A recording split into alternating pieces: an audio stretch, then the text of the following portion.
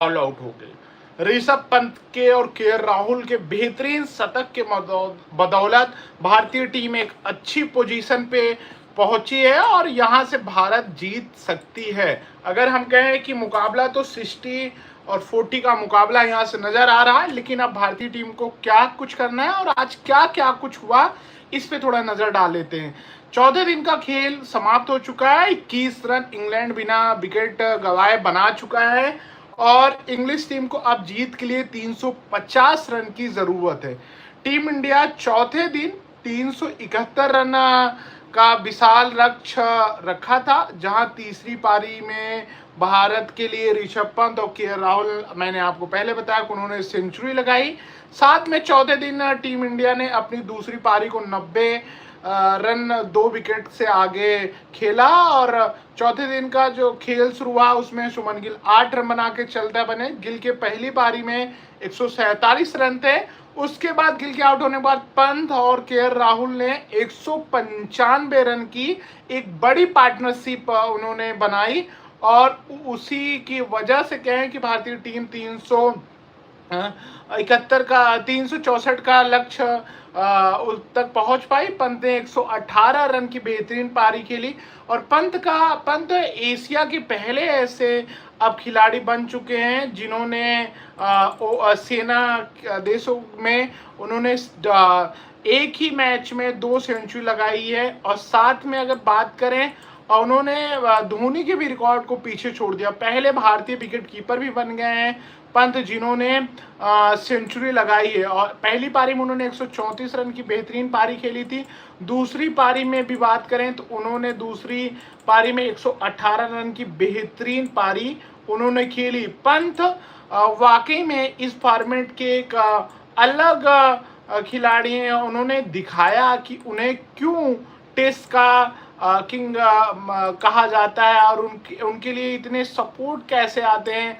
और जब उन्होंने सेंचुरी लगाए तो सुनील गावस्कर बालकनी में खड़े थे, उन्होंने उन्हें इशारा भी किया कि जो अपना सेलिब्रेशन का तरीका है तो वही सुनील गावस्कर जो कल तक उन्हें स्टूपिड स्टूपिड कहते थे, उन्होंने उनकी तारीफ की और जम की तारीफ की। ये बहुत कुछ बयां करता है। उसके साथ साथ अगर हम बात करें गावस्कर जो बैक क्लिप का सेलिब्रेशन पे उस पे उन्होंने इशारा भी किया।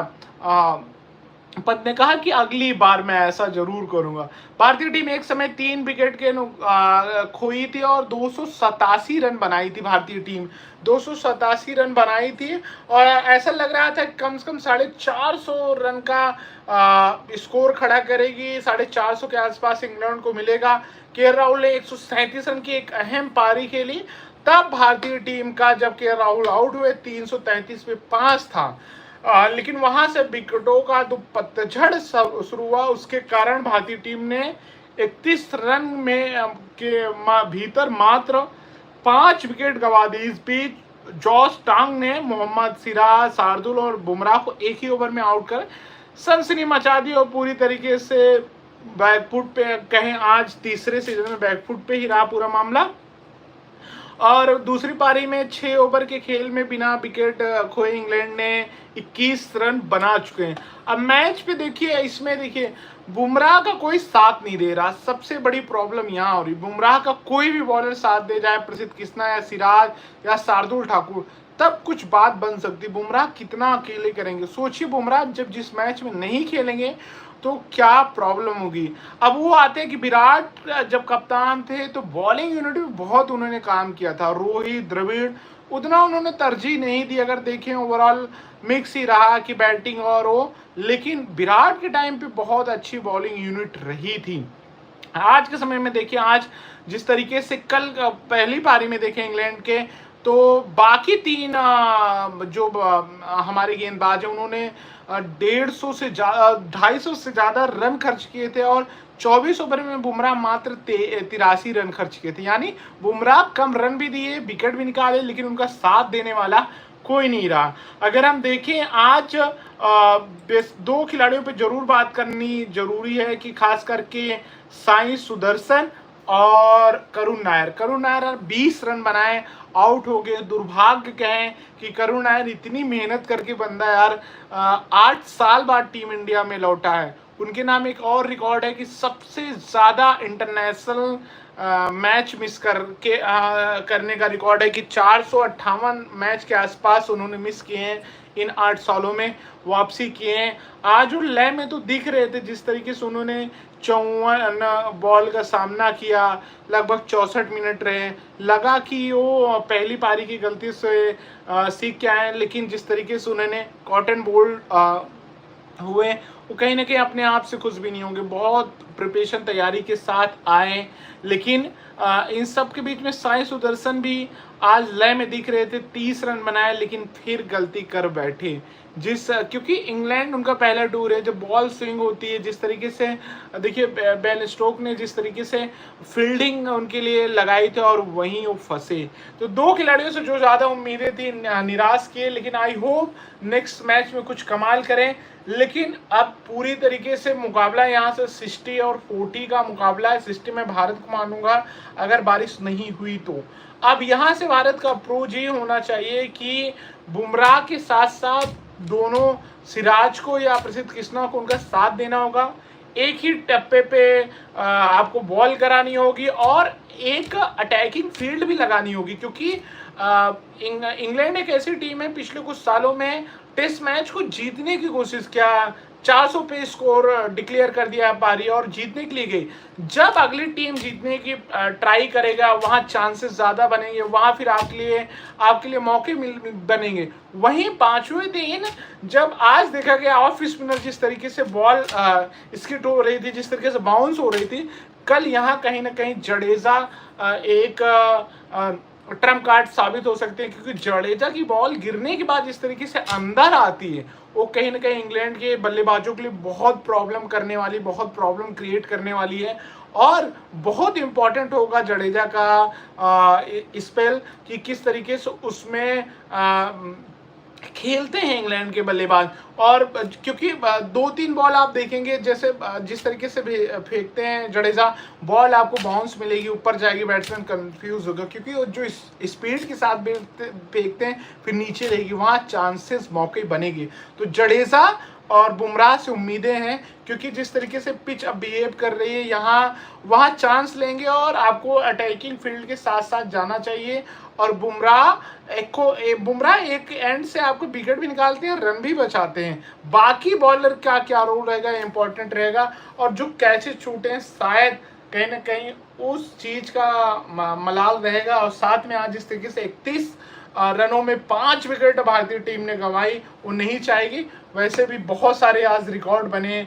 के राहुल ने वाकई में क्रेडिट उनको भी जाना चाहिए, जब विकेट गिरे एक छोर से उन्होंने संभाल के रखा और उन्होंने सेंचुरी लगाई। और एक कहें कि जिस तरीके से दोबारा मतलब पिछले जब वापस आए हैं, खास करके जो आईपीएल में जो हम संजीव गोनिका के साथ विवाद देखे थे उसके बाद के राहुल पूरी तरीके से चेंज हुए हैं।